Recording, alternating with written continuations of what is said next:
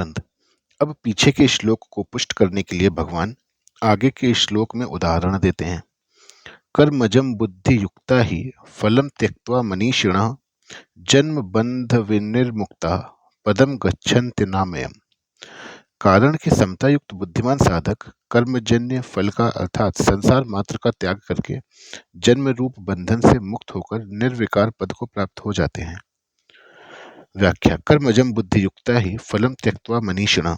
जो समता से युक्त है वही वास्तव में मनीषी अर्थात बुद्धिमान है। 18वें अध्याय के 10वें श्लोक में भी कहा है कि जो मनुष्य अकुशल कर्मों से द्वेष नहीं करता और कुशल कर्मों में राग नहीं करता वह मेधावी है। कर्म तो फल के रूप में परिणत होता ही है, उसके फल का त्याग कोई कर ही नहीं सकता। जैसे कोई खेती में निष्काम भाव से बीज बोए तो क्या खेती में अनाज नहीं होगा?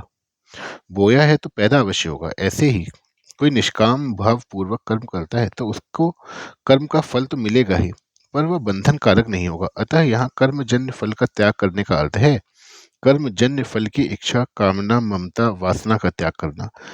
इसका त्याग करने में सभी समर्थ हैं। जन्म बंधन विनिर्मुक्ता। समता युक्त मनीषी साधक जन्म रूप बंधन से मुक्त हो जाते हैं। कारण कि समता में स्थित हो जाने से उनमें राग, द्वेष, कामना, वासना, ममता आदि दोष किंचित मात्र भी नहीं रहते। अतः उनके पुनर्जन्म का कारण ही नहीं रहता। वे जन्म मरण रूप बंधन से सदा के लिए मुक्त हो जाते हैं। पदम गच्छन्त्यनामयम्।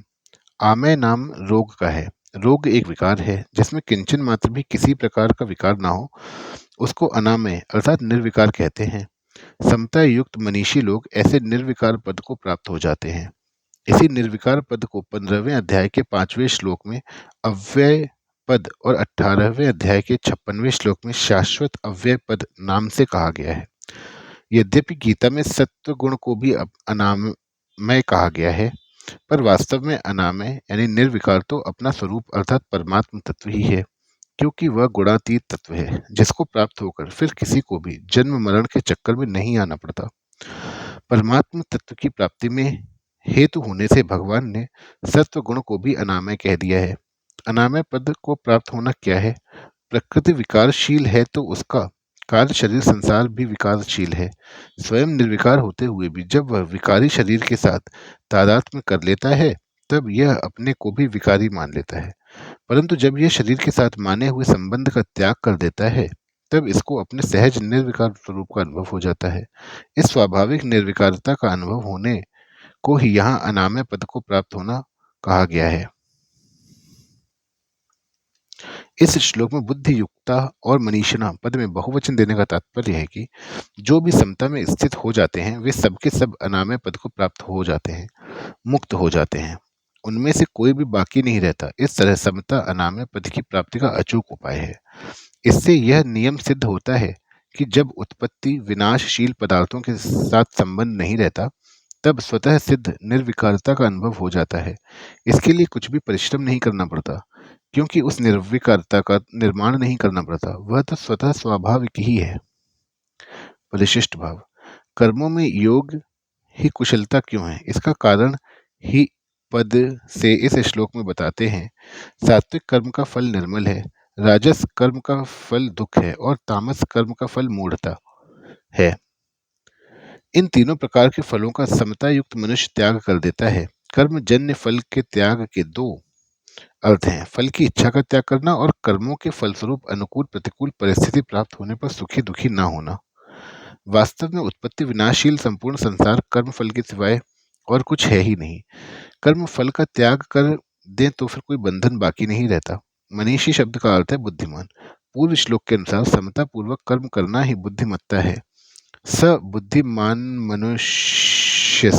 मनुष्येषु पदम गच्छन्ति नामयम्। गच्छन्ति पद के तीन अर्थ होते हैं, ज्ञान होना, गमन करना और प्राप्त होना।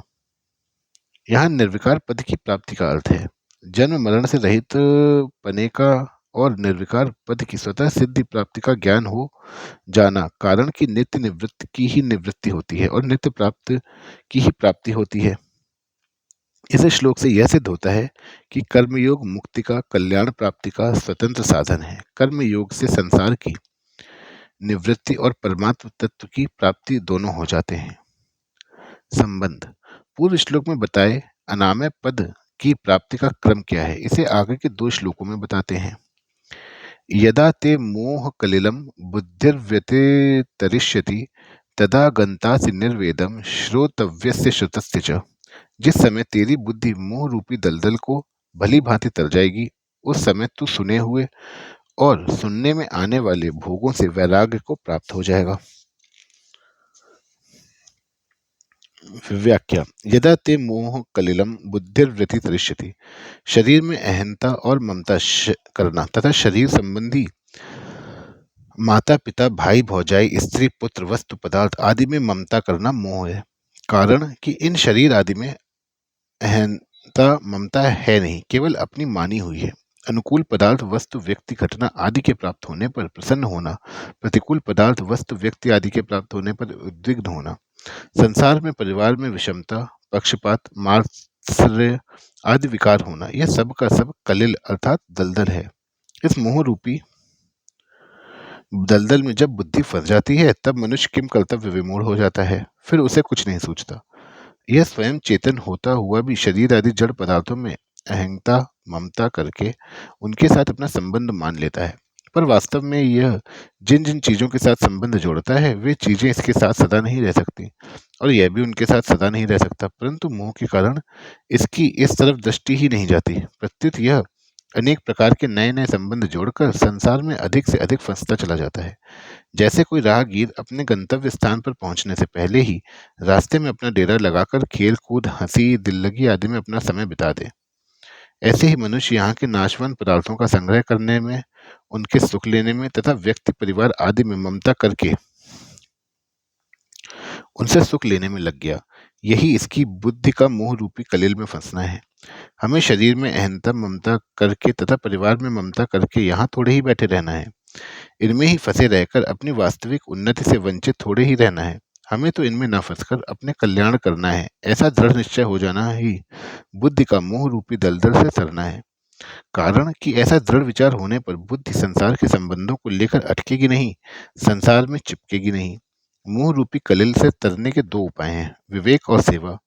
विवेक, जिसका वर्णन दूसरे अध्याय के 11वें से 30वें श्लोक तक हुआ है, तेज होता है तो वह असत विषयों से अरुचि करा देता है। मन में दूसरों की सेवा करने की, दूसरों को सुख पहुंचाने की धुन लग जाए तो अपने सुख आराम का त्याग करने की शक्ति आ जाती है।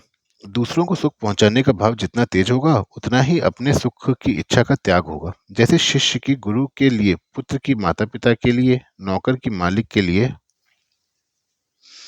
सुख पहुंचाने की इच्छा हो जाती है तो उनकी अपने सुख आराम की इच्छा स्वतः सुगमता से मिट जाती है। ऐसे ही कर्म योगी का संसार मात्र की सेवा करने का भाव हो जाता है तो उसकी अपनी सुख भोग की इच्छा स्वतः मिट जाती है।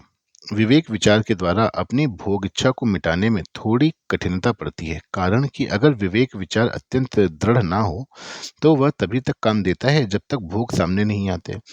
जब भोग सामने आते हैं तब साधक प्रायः उनको देखकर विचलित हो जाता है, परंतु जिसमें सेवा भाव होता है उसके सामने बढ़िया से बढ़िया भोग आने पर भी वह उस भोग को दूसरों की सेवा में लगा देता है, अतः उसकी अपने सुख आराम की इच्छा सुगमता से मिट जाती है। इसलिए भगवान ने सांख्य योग की अपेक्षा कर्म योग को श्रेष्ठ, सुगम एवं जल्दी सिद्ध देने वाला बताया है।